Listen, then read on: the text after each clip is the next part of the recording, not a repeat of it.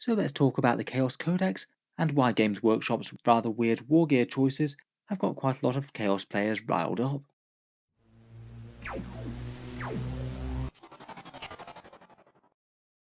Hello and welcome back to Warspets Tactics, where today we're talking Chaos, and we're back for a bit more of a discussion type video, centered around the removal of really quite a lot of options of gear and units from the Chaos Codex, and just the slightly strange and contradictory approach that Games Workshop have taken to a whole bunch of units.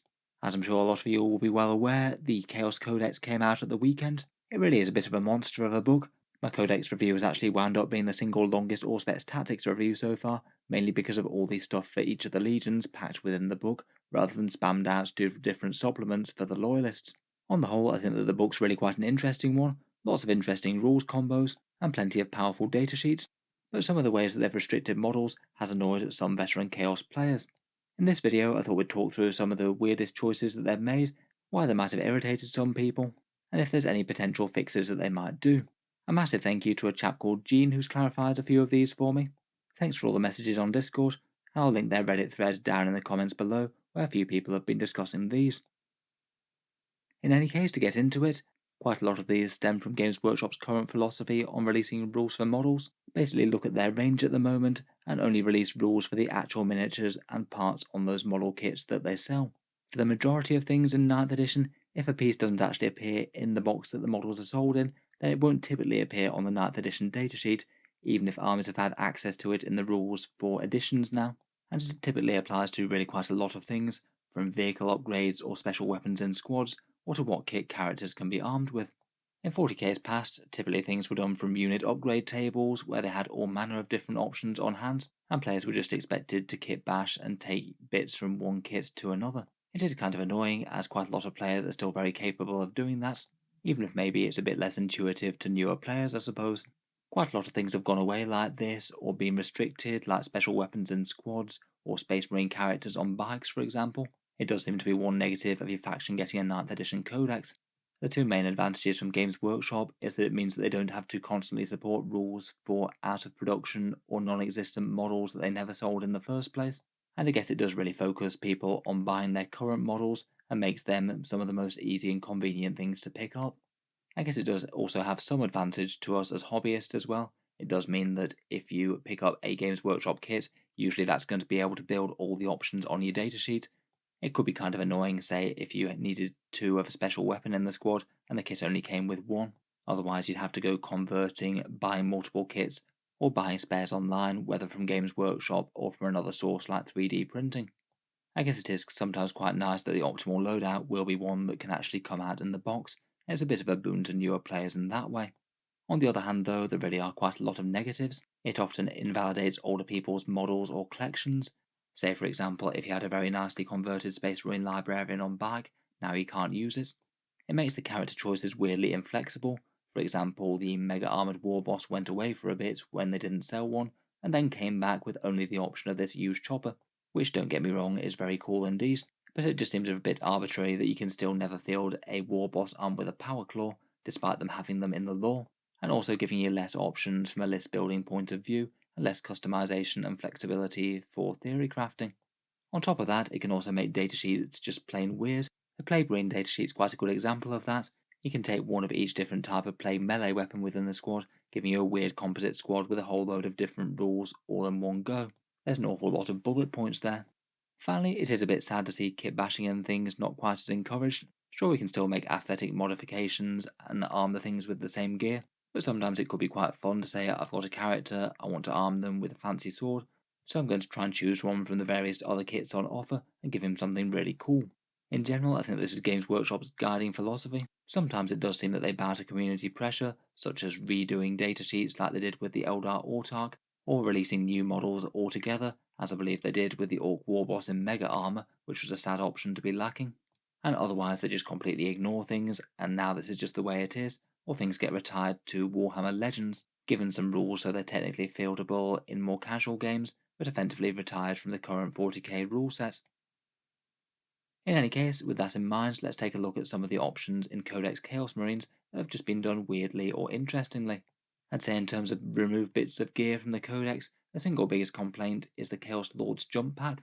A great big Raptor style jet engine that you strap to the back of him and then he can bound through the sky to get to the enemy. I think this one irritates Chaos players for a few different reasons. Firstly, just rules wise, it's a really useful in-game option. A 12-inch move is often worth paying the price for, as it delivers your scary combat character into the heart of the enemy, and means it's a lot more likely to catch stuff in glorious close combat. Next up, they sold one until very recently indeed. This guy on the right was on sale until quite recently. He recently got taken down as part of that 40k range rotation, so in theory they'd promised that he's going to be coming back at some point, though honestly I kind of have my doubts. Without any sort of promise of a return date, there's nothing to stop them just indefinitely saying that yes, they'll be back at some point in the future, and then just never bothering. Still though, it certainly seems very weird to have a Jump Pack Lord on sale just a few months before the Codex, then suddenly pull it and invalidate the rules for the ones that you've already sold. Otherwise, they are something that's occasionally employed by Chaos Lords in the lore, perhaps not as much of a common option in the lore as it is on the tabletop to be honest, but certain Chaos Legions, particularly the Night Lords, really like them. It certainly seems a fluffy choice for Night Lord armies to have a Raptor Lord leading in their Terror troops into battle. That seems perfectly in keeping with what you'd expect them to be doing.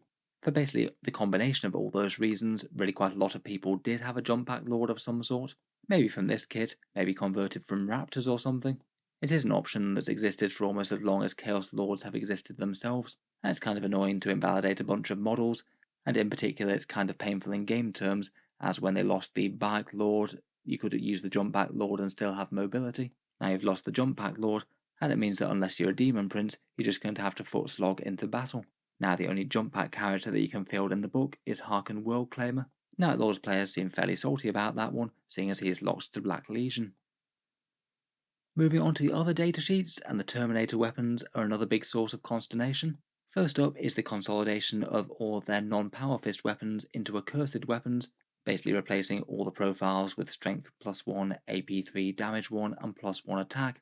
Overall, I must admit I don't find that change particularly annoying myself, though some people like it more than others, and some people really don't.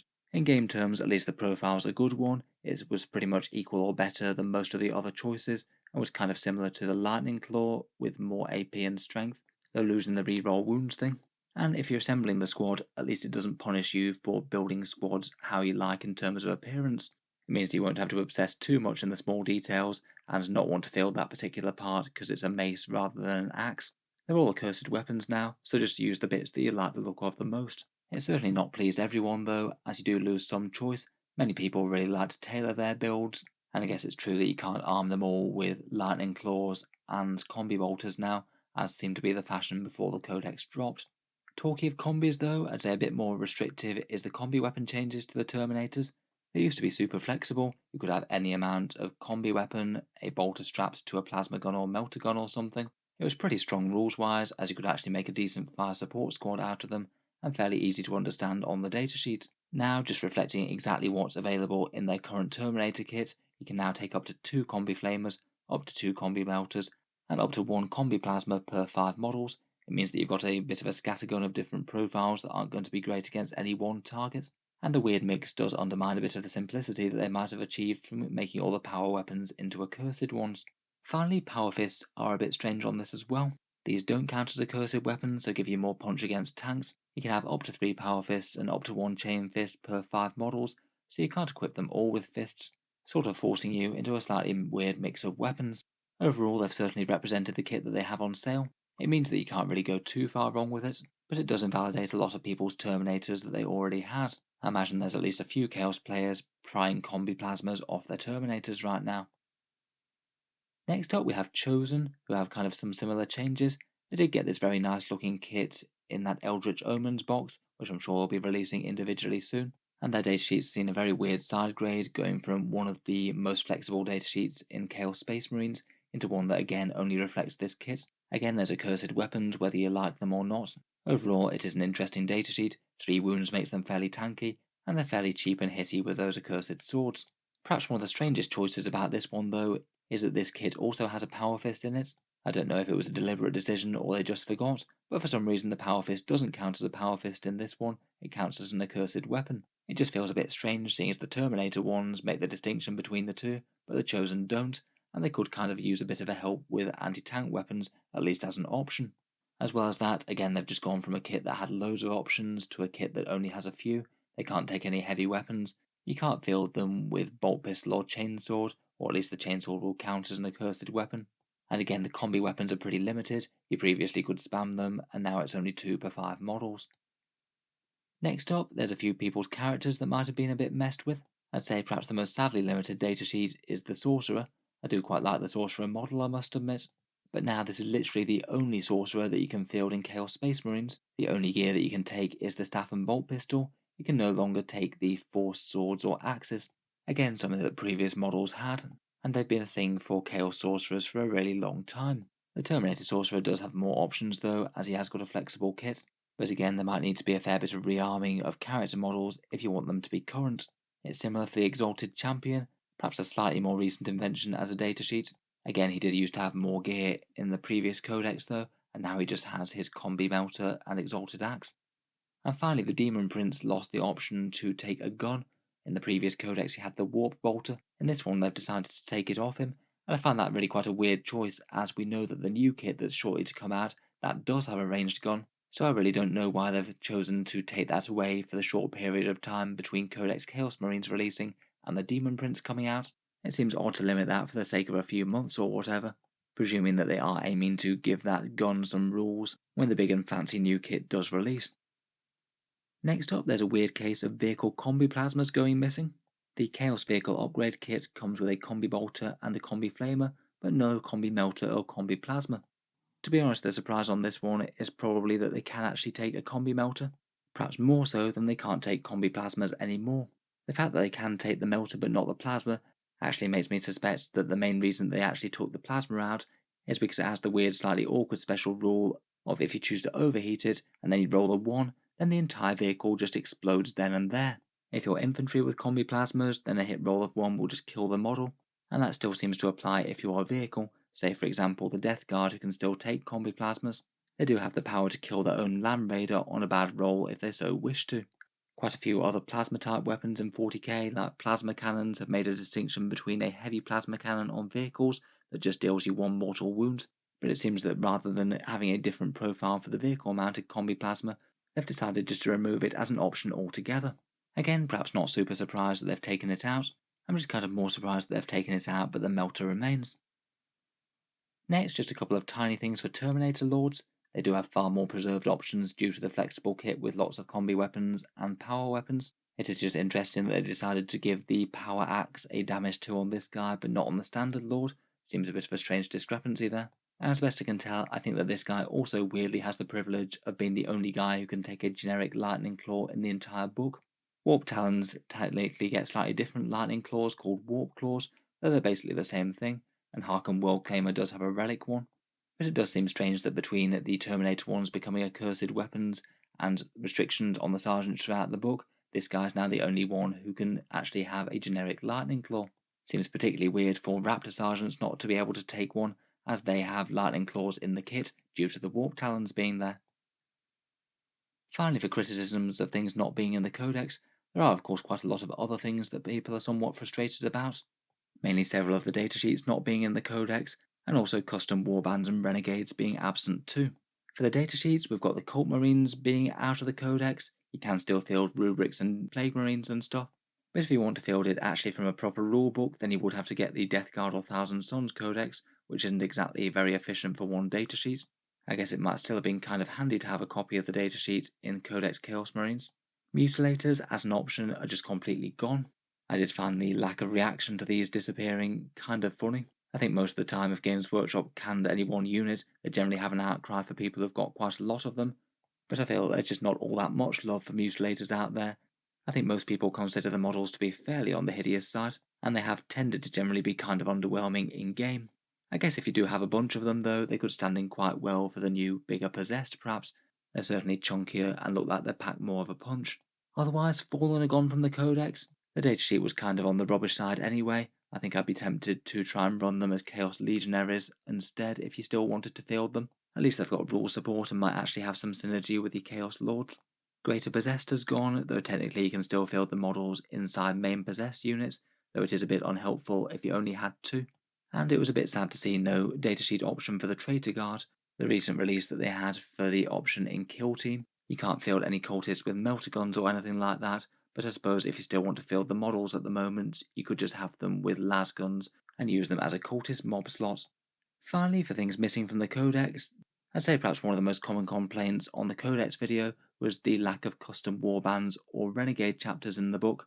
It was kind of unusual for them to be absent, particularly as the vast majority of 9th edition codexes had ways to represent, say, minor chapters or households or things, and Chaos are well known for having lots of renegade warbands running around. It actually genuinely does seem to have turned a fair few people off the new codex, as at least a few people collected things like Crimson Slaughter or the Purge and things, and while you can certainly run them with their name but another legion's rules, it does feel at least a little bit weird to some. I think if I were running one of these myself, I would just use one of the different legion's rules. You can still run them and just try and pick the legion's rules that are the closest. At least you'd actually get a bit more rule support and stratagems and warlord traits and things that way. So I must admit this video has gone on for a little bit longer than I expected. I guess the Chaos range has dated back really quite a long way, and there's lots of Wargear options or choices that Games Workshop have tried to hammer into their philosophy of only providing rules for the models that they directly sell. I feel in general the reaction to the Chaos Codex still has been a fairly positive one. A lot of love does seem to have been put into it, and each of the legions does feel like there's at least some interesting reasons to take them, and the power and the stats of the book have definitely been amped up, as is classic 9th edition style. I'm honestly not 100% sure if the backlash is enough for Games Workshop to warrant fixing anything in FAQs or things. For the Eldar, they did choose to mess around with some war gear. They basically allowed you to take this loadout for the Eldar Autarch pictured on the right, though to be fair, that one did seem a bit more embarrassing for them, as basically they were in a situation where you literally could not field the model that was on the very front of the codex, and it did seem like sending mixed messages. For the most part, the issues that some people have with the Chaos Codex are fairly scattergun across really quite a lot of the datasheets. It wouldn't just be one updated datasheet, it'd be several. Though to be fair, probably wouldn't be too hard to achieve if they just added a few lines in to the upcoming Chaos Space Marine FAQ, which usually drops a few weeks after the Codex. I'd say perhaps the single most likely thing that they might renege on might be the Chaos Lord jump pack, though I must admit I don't think that the odds are particularly high. They didn't bring back bike characters or anything, and these are long gone as options now. I guess a halfway house might be giving them some final Warhammer Legends rules so they're playable with this new codex. It'd help at least somewhat, but again it still effectively removes the choices from the current 40k for a whole bunch of players, and even the Legend rules kind of go out of date when they do update codexes to the next edition, and then the old rules don't really work with the new ones. So anyway, let me know what you think down in the comments below. I look forward to hearing what your takes are on these various bits of Wargear weirdness. Are they something that bothers you? Or are you just enjoying the new and reimagined Chaos Codex, and Chaos actually being a bit more of a credible threat on the battlefields once more? I look forward to hearing all your thoughts down in the comments below. If you've enjoyed the video, feel free to subscribe to Auspex Tactics, or I'll certainly keep the regular 40k things coming. I do tend to post new videos just about every day. Finally, if you have been enjoying all the videos on the channel, I would just like to mention that Auspex Tactics does have a Patreon page, and you can find that down in the video description.